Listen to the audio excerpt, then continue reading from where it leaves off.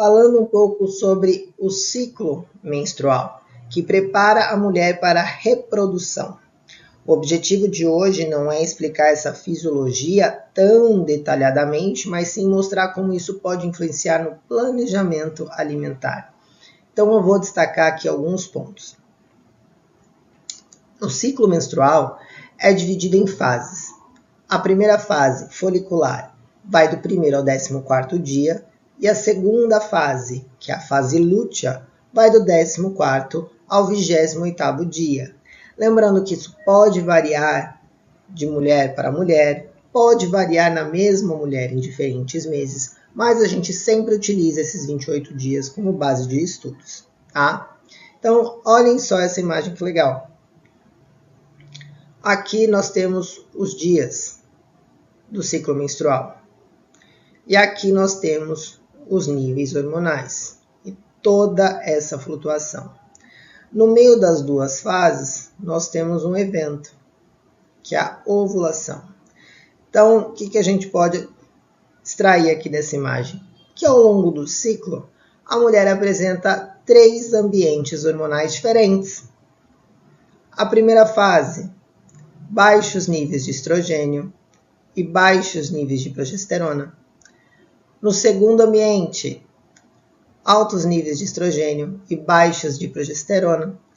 E no terceiro ambiente, altos níveis de progesterona e altos níveis de estrogênio também.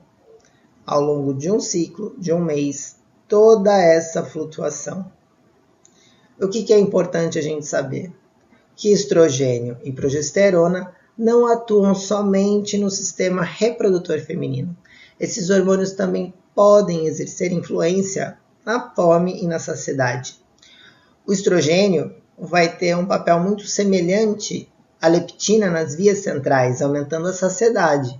Mas a progesterona, pelo contrário, vai aumentar a fome.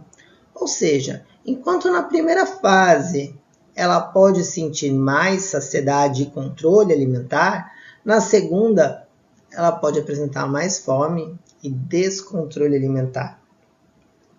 Então pensem aqui comigo. O ciclo vai começar aqui com o período, com a menstruação. E ele vai terminar com o período pré-menstrual, onde muitas mulheres vão apresentar a síndrome pré-menstrual, a famosa TPM. A TPM, tensão pré-menstrual, é caracterizada por uma variedade de sintomas físicos, emocionais e no comportamento. Lembrando que algumas podem sentir menos e outras mais. Isso é extremamente individual. Então, algumas mulheres podem sentir variação no desempenho, outras não. Enfim, isso varia bastante de mulher para mulher. E a alteração na prática alimentar é comum. Inclusive, muitas mulheres relatam o desejo de comer alimentos que elas aprenderam ser certo para lidar com esse período ao longo da vida, para aumentar aquela sensação de conforto. E a adesão dessa fase pode ficar muito comprometida. Algumas mulheres também acabam beliscando mais durante o dia. Enfim, essa alteração de prática é individual e é algo que a gente precisa sempre investigar. A gente precisa sempre perguntar para a nossa paciente quais são esses sintomas, se ela percebe alguma alteração na rotina, no ciclo, porque a partir daí a gente vai conseguir fazer uma intervenção mais adequada. É melhor flexibilizar um pouco mais nesse período, visando uma maior adesão, do que descontrole alimentar e abandono de planejamento. Então, isso a gente precisa ter sempre em mente. Outra diferença muito importante entre homens e mulheres é a composição corporal. As mulheres são mais leves, possuem menos massa muscular e mais gordura do que os homens. As mulheres possuem menos glicogênio muscular. E devido a essas diferenças em todos os aspectos biológicos, algumas das abordagens que são eficazes para os homens são ineficazes para mulheres e algumas podem até ser prejudiciais para elas, principalmente as estratégias mais extremas para baixar o percentual de gordura a níveis mais baixos, desenvolvida para homens. Além disso, como os homens são tipicamente maiores, os homens têm mais alimentos e mais calorias para trabalhar. E isso permite com que homens utilizem estratégias que acabam sendo inadequadas para mulheres, ou pelo menos para evitar certos problemas que atletas femininos encontram, de não ter calorias suficientes na dieta, ou para obter proteína, gordura e carboidrato suficiente para ter uma boa performance. As mulheres também possuem 10 vezes menos testosterona, e isso não é tão ruim assim, porque em mulheres, ao contrário dos homens, níveis elevados de testosterona prejudicam a sensibilidade à insulina.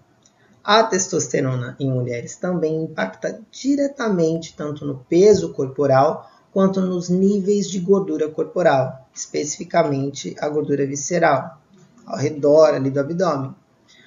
As mulheres, apesar de ter menos massa muscular, densidade óssea, carregam mais gordura corporal com uma distribuição diferente, a menos que os níveis de testosterona estejam elevados e não apresentam as características sexuais secundárias masculinas típicas.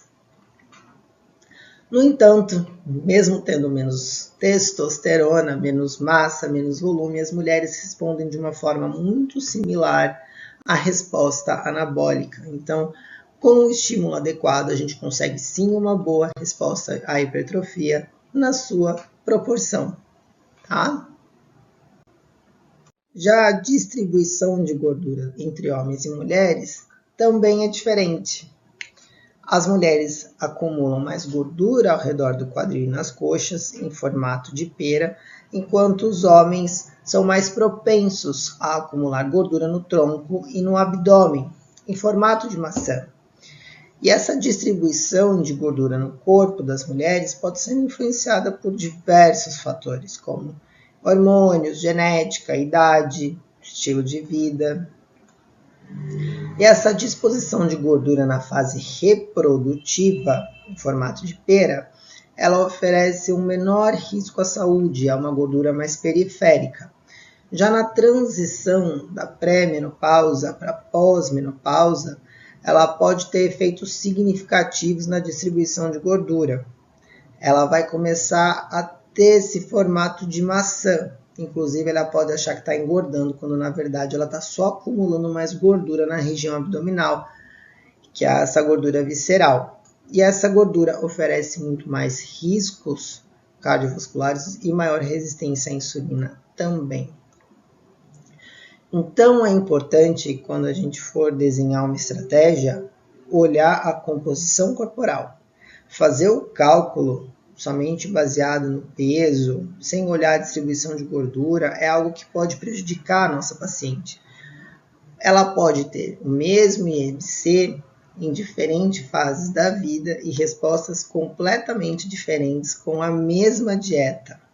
Então, se ela tiver com mais gordura visceral, ela não vai responder tão bem a uma dieta com mais carboidratos por ter uma sensibilidade à insulina prejudicada.